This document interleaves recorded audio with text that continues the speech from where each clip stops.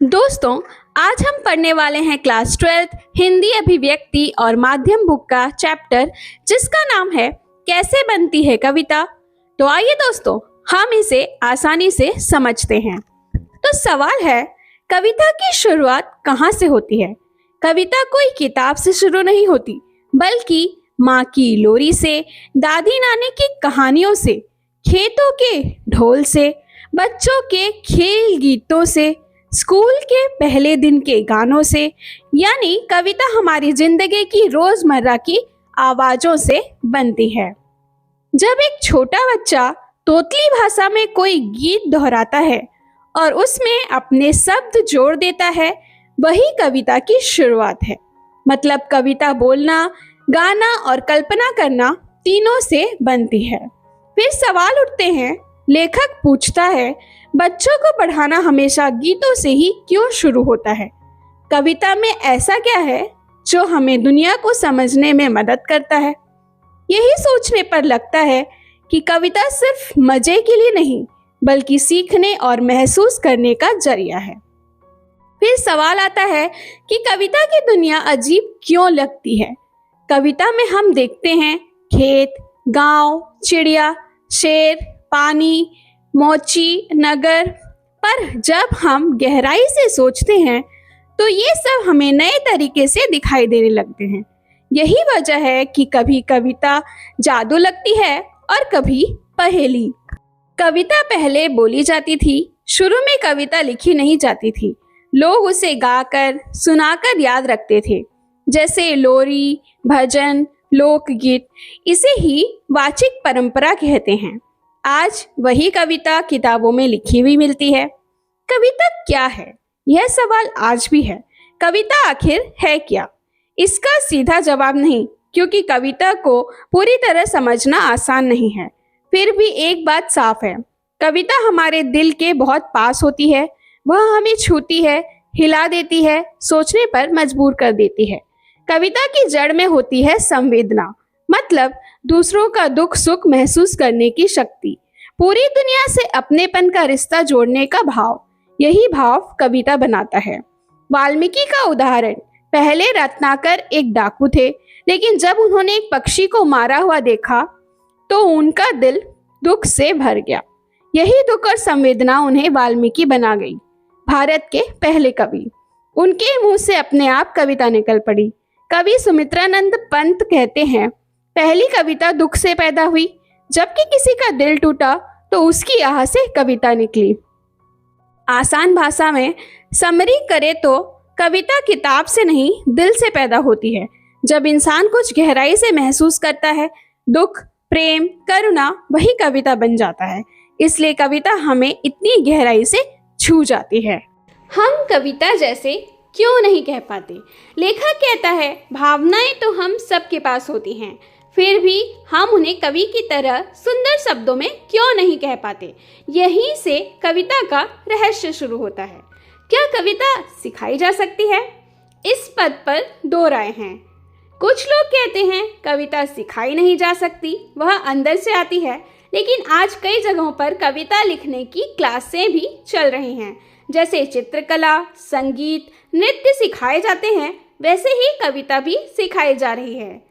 तो सवाल उठता है, जब बाकी कलाएं सिखाई जा सकती हैं तो कविता क्यों नहीं? कविता को समझना भी एक कला है।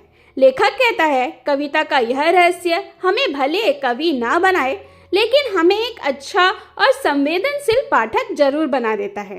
एक अच्छी कविता बार बार पढ़ने को मन करती है, हर बार कुछ नया मतलब देती है। जैसे शास्त्रीय संगीत, जितना सुनो उतना अच्छा लगता है।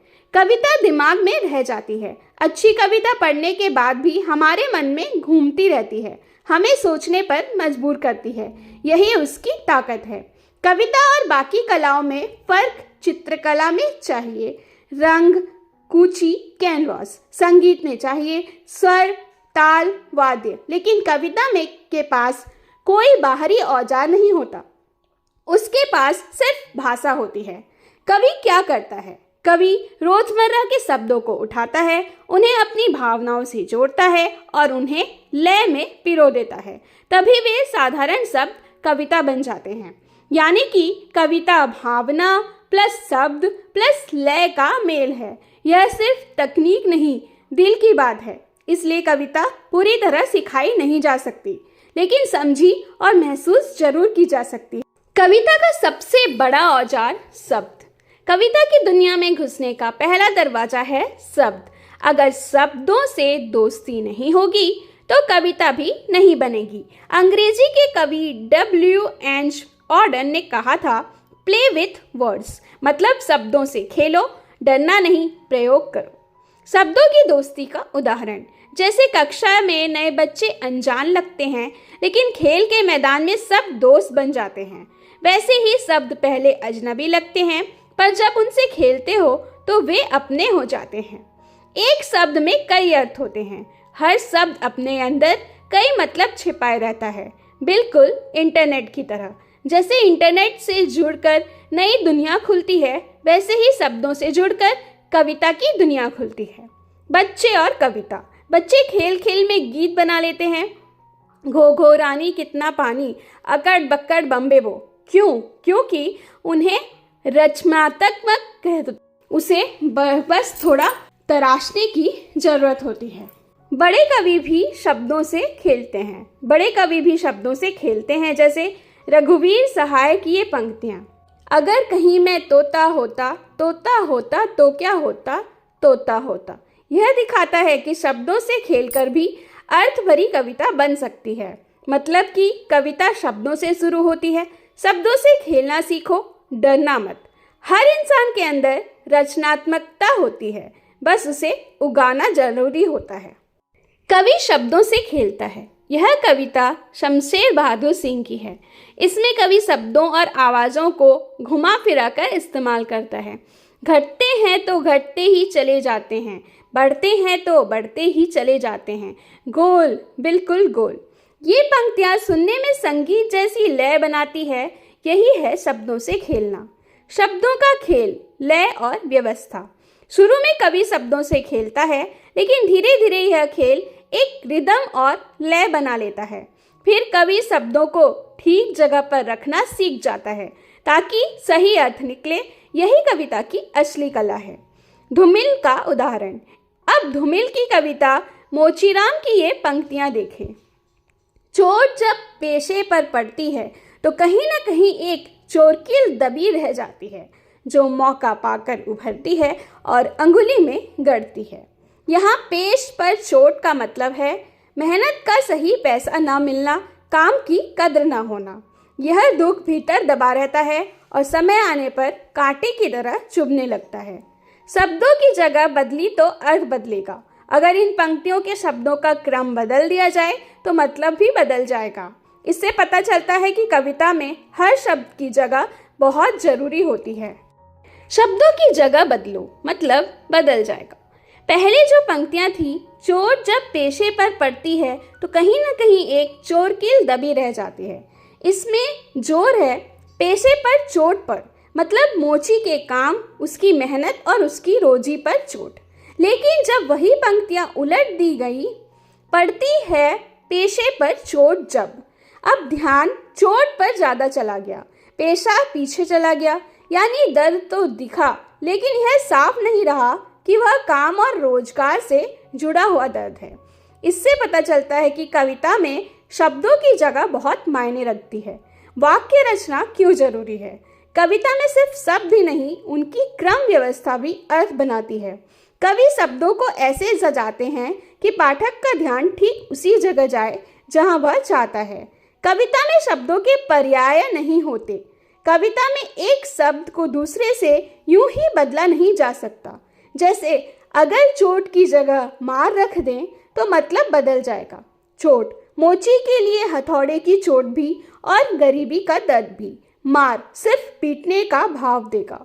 इससे कविता की गहराई खत्म हो जाएगी।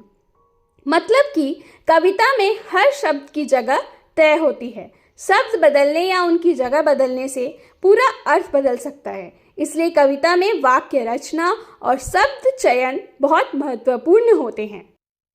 बिंब और लय क्या करते हैं? कविता हमें सिर्फ समझ में नहीं आती, वह हमें दिखाई और महसूस भी होती है। इसलिए कविता दो चीजों का सहारा लेती है, बिंब और छंद। हम दुनिया को आँख, कान, नाक, त्वचा और जीभ से जानते हैं।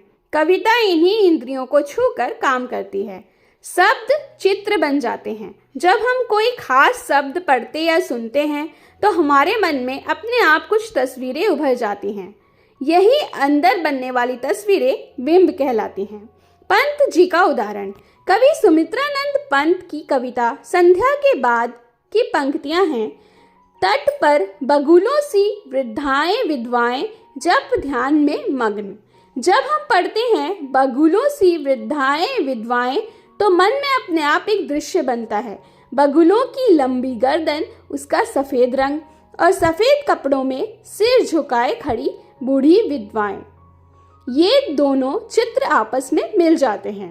यही है बिंब। कवि सीधे नहीं कहता है कि बूढ़ी विधवाएं सफ़ेद कपड़ों में खड़ी हैं, बल्कि बगुलों से तुलना करके एक सुंदर और गहरा चित्र बना देता है। यही कविता की ताकत है। कविता में बिंब क्यों जरूरी है? कवि सुमित्रानंद पंत कहते हैं कि कविता में चित्रों की भाषा होनी चाहिए, क्योंकि हम जो देखते, सुनते, छूते, सूंघते और चखते हैं वही चीज़ें हमारे मन पर सबसे गहरा असर डालती हैं। इसलिए कहा गया है कि कविता को 5 इंद्रियों की 5 उंगलियों से पकड़ा जाता है। जिस कवि की इंद्रियां जितनी सजग होंगी उसकी कविता उतनी प्रभावशाली होगी। दृश्य और श्रव्य बिंब। कविता लिखते समय कवि कोशिश करता है कि पाठक देख सके और सुन सके। इससे कविता जिंदा लगने लगती है। छंद क्यों जरूरी है? हर कविता में कोई न कोई लय होती है, चाहे वह तूक वाली हो या मुक्त छंद। कवि नागार्जुन की कविता बादल को घिरते देखा है में कोई तय छंद नहीं, फिर भी पढ़ते समय संगीत जैसा बहाव महसूस होता है। यही है आंतरिक लय। धूमिल का उदाहरण, धूमिल की कविता मोचीराम में न कोई छोटा है न कोई बड़ा है, मेरे लिए हर आदमी एक जोड़ी जूता है। यह तुक में नहीं है, फिर भी इसके अर्थ में एक लय चल रही है। इसे कहते हैं अर्थ की लय। कविता का परिवेश और संदर्भ। कविता अकेले नहीं बनती, वह अपने समय, जगह और हालात से जुड़ी होती है। नागार्जुन की कविता अकाल और उसके बाद गांव और अकाल के माहौल पर आधारित है। चूल्हा, चक्की, कुत्ता, चूहे, कौए, ये सब शब्द हमें भूखे गांव की तस्वीर दिखाते हैं। जब अनाज आता है तो सबकी हालत बदल जाती है। यही कविता का संदर्भ है। मतलब कि कविता इंद्रियों से महसूस की जाती है, बिंब उसे दिखाते हैं, लय उसे सुनने जैसे बनाती है और परिवेश उसे सच और जीवंत बनाता है। अकाल के बाद का बदलाव कैसे दिखाई गया? कवि नागार्जुन ने अकाल और उसके बाद कविता में बड़े बड़े बयान नहीं दिए, बस छोटे छोटे संकेत दिए। घर में दाने आ गए, आंगन से धुआं उठने लगा, लोगों की आंखों में चमक आ गई, कौवे पंख खुजलाने लगे। इनसे हमें समझ में आता है कि अब भूख खत्म हो रही है, जिंदगी लौट रही है। गांव की भाषा क्यों? कविता गांव की है, इसलिए शब्द भी गांव के हैं। चूल्हा, चक्की, दाने, पांख। अगर इनके बदले कोई भारी या किताबों वाला शब्द रख दिया जाए तो कविता की मिट्टी की खुशबू खत्म हो जाएगी। कई और बहुत का फर्क। कवि ने लिखा कई दिनों तक। अगर कई की जगह बहुत लिख दें तो वह रोज रोज के दुख का हिसाब नहीं देता। कई हमें एक एक दिन की भूख और बाद में एक एक दिन की खुशी महसूस कराता है। हिंदी उर्दू का मेल। कविता में शिक्षित, दस्त, गस्त जैसे उर्दू शब्द और चूल्हा, चक्की जैसे देसी शब्द मिलाकर गांव की सच्ची तस्वीर बनाते हैं। जगह बदली तो भाषा बदली। जब नागार्जुन हिमालय और बादलों की बात करते हैं तो उन्हें कालिदास याद आते हैं और उनकी भाषा अपने आप संस्कृत निष्ठ हो जाती है। मतलब परिवेश बदला तो भाषा भी बदल गई। कविता भावनाओं से बनती है। कविता सिर्फ शब्दों से नहीं बनती, वह कवि की सोच, अनुभव और संवेदना से बनती है। जैसे निराला की सरोज स्मृति बहुत निजी दुख पर सबका दुख बन जाता है। यानी कि कविता, भाषा, भावना, परिवेश। कवि जिस दुनिया को जैसे देखता है वैसी ही कविता बनाता है। शब्दों का यही खास इस्तेमाल कविता की पहचान होता है। कविता बनने के मुख्य तत्व। पहला, भाषा। कविता भाषा में लिखी जाती है, इसलिए भाषा का सही ज्ञान जरूरी है। भाषा शब्दों से बनती है और शब्द मिलकर वाक्य बनाते हैं। कविता की भाषा साधारण भी हो सकती है, लेकिन उसकी बनावट ऐसी होनी चाहिए कि वह नई और खास लगे। दूसरा, शब्दों और संरचना का महत्व। कविता में शब्द, पंक्तियाँ, विराम, खाली जगह सब कुछ न कुछ कहता है। शब्दों को किस ढंग से रखा गया है उसे शैली कहते हैं। अलग अलग कवियों की अलग अलग शैली होती है। तीसरा, छंद और लय। कविता में लय बहुत जरूरी है। कविता दो तरह की होती है, छंदबद्ध, मुक्त छंद। मुक्त छंद में भी अंदर की लय होनी चाहिए, इसलिए छंद की थोड़ी जानकारी हर कवि के लिए जरूरी है। समय का असर। कविता अपने समय से जुड़ी होती है। समय बदलता है तो कविता का रूप भी बदल जाता है, इसलिए कवि को अपने दौर को समझाना जरूरी है। कम शब्दों में बड़ी बात। नंबर 5, कविता की खासियत है कम शब्दों में गहरी बात कह देना या कुछ बातें पाठक पर छोड़ देना। नंबर 6, सबसे जरूरी चीज, प्रतिभा। इतनी सारी तैयारी के बाद भी अगर देखने की नई दृष्टि ना हो तो कविता नहीं बनती। इसी को प्रतिभा कहते हैं।